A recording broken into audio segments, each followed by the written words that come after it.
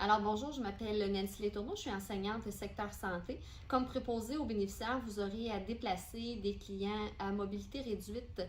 Donc, vous pourrez utiliser ce qu'on appelle un lève-personne. Donc, pour l'utilisation du lève-personne, c'est un équipement motorisé qu'on va utiliser. Ça va être important de respecter les règles de sécurité. Il va falloir s'assurer que la toile est bien placée sous le client, qu'on a vérifié les coutures des sangles de sécurité, qu'on a bien accroché les sangles au niveau du mât du lève-personne. Il va falloir s'assurer que le lève-personne fonctionne correctement. Donc, c'est un équipement qui fonctionne à batterie ou avec un fil. Donc, il va falloir s'assurer que ça fonctionne bien et il faut s'assurer qu'on effectue le transfert tout en douceur pour s'assurer que le client va bien pendant la manœuvre. Vous aurez aussi à rehausser des clients qui sont un peu descendus dans leur lit.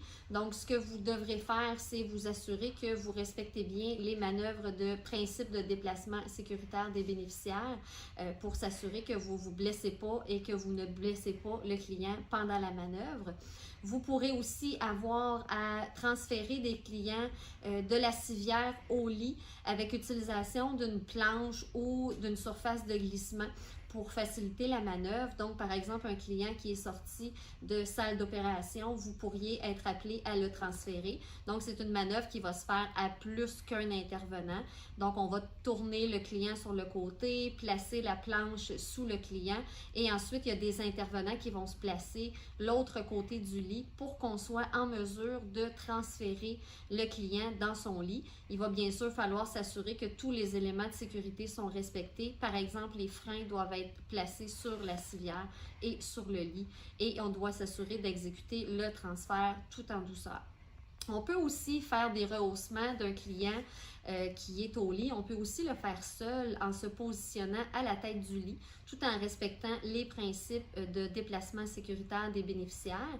Donc, on va retirer la tête du lit, on va prendre le piquet du client et on va être en mesure de faire le rehaussement du client. On peut aussi avoir à positionner un client sur le côté. Donc, c'est une manœuvre qui se fait très bien à deux intervenants. Donc, un intervenant prend le piquet d'un côté, tourne le client et l'autre intervenant peut à ce moment-là placer un oreiller sous le client et un oreiller aussi entre les jambes pour s'assurer que le client est confortable. Et puis, on abrite ensuite confortablement le client. Ensuite, on peut repositionner le lit correctement et laisser la cloche d'appel au client pour ensuite quitter la chambre.